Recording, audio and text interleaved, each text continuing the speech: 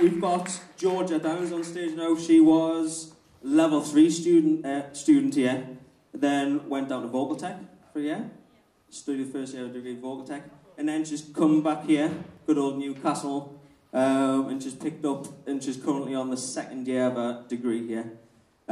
So, nice big round of applause, Georgia Daniels.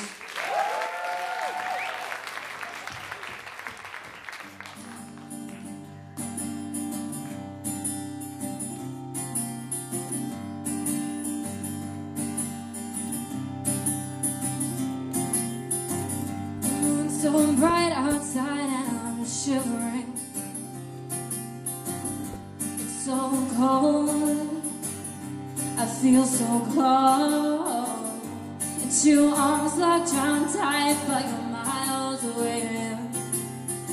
You can't see me, you can't see what I've done. It's so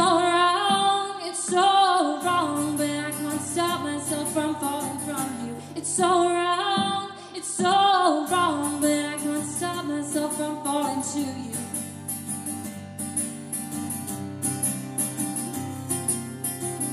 Smiling hands make sure that I'm still drinking, to wipe away their tears. The second time is what this should have been. That night, I felt so alone. It's so wrong, but I can't stop myself from falling from you. It's so wrong, but I can't stop myself from falling to you.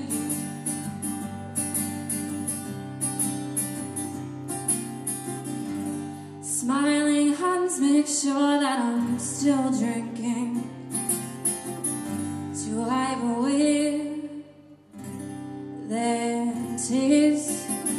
The second time is what this should have been.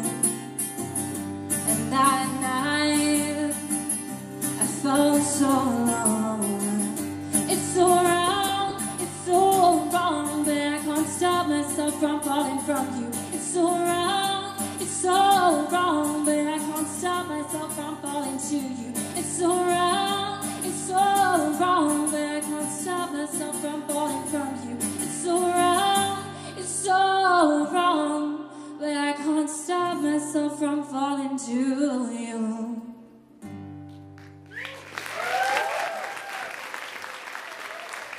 Thanks, Georgia. Okay, we'll jump over the line. We'll start with Ross this time.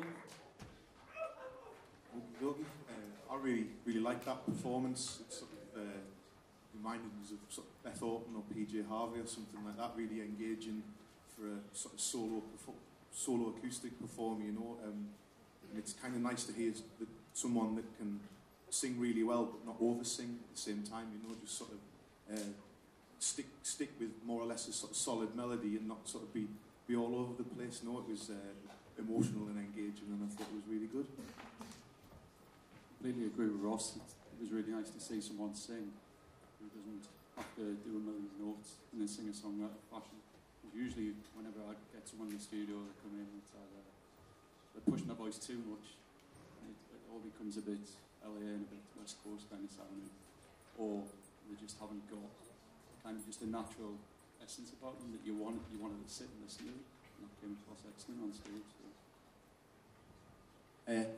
I thought it was quite natural. Again, what they've said, not too much in it. I thought when I first heard the I can't stop myself from falling into it, I thought it was a bit too much in the one bit of space. But when I heard it the second time, and I heard it the third time, it kind of started to work. When I first heard it, I just thought, again, you were just fitting too much in. But I think it worked. I think I'd have to listen to the song a few more times, and I think that would be the line that I would remember the song by.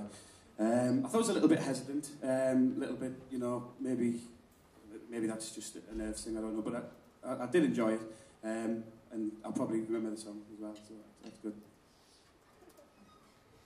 Yeah, I mean, I really like the kind of the conversational sort of delivery of that. In particular, that line, as Phil said, it kind of it fits a lot into a kind of a short space of time. But I actually think that's ended up being the hook of the song in a way, which I don't know even whether I've heard something like that before. Maybe something like Joni Mitchell or something like that. I don't know whether you listen to Joni Mitchell at all, right? Maybe I thought maybe you did. So yeah, again, I think it'd be interesting to see how you can kind of draw in other influences from elsewhere outside of that kind of acoustic guitar, you know, kind of vocalist canon. I think you kind of started doing something like that when you start using your guitar as rather than just like a strummy guitar. You hit it or you beat around with it. So you could do things like try different tunings or see what else you can kind of make out of your guitar, what you can use it for. If that's what you're going to do, sort of sing and play guitar, see what else you could do that maybe nobody else necessarily does, as long as you know it's something that you find interesting. I thought that was really nice.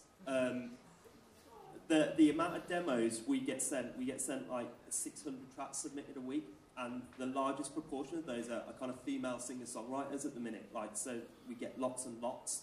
So I think what you have to do is kind of decide how you want to stand out from that crowd, because there's so much competition in what you're doing.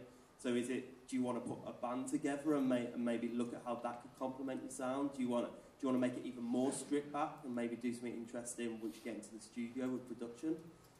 Because it was really pleasant, and I really enjoyed the performance up there, but I mean the competition is so strong in terms of what's out there at the minute in female singer-songwriters. So I think you could go away and have a think about and have a listen about to other people and see kind of which direction you want to go in. Yeah, I totally agree with Tom. And we put a lot of gigs, obviously, a lot of singer-songwriters, and you're definitely up there in terms of performance and stuff.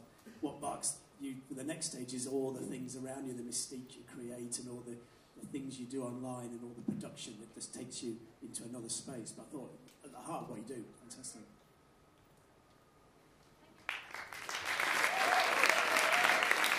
Thank you very much. Are we good to go? Yeah. Okay, so we've got a bunch of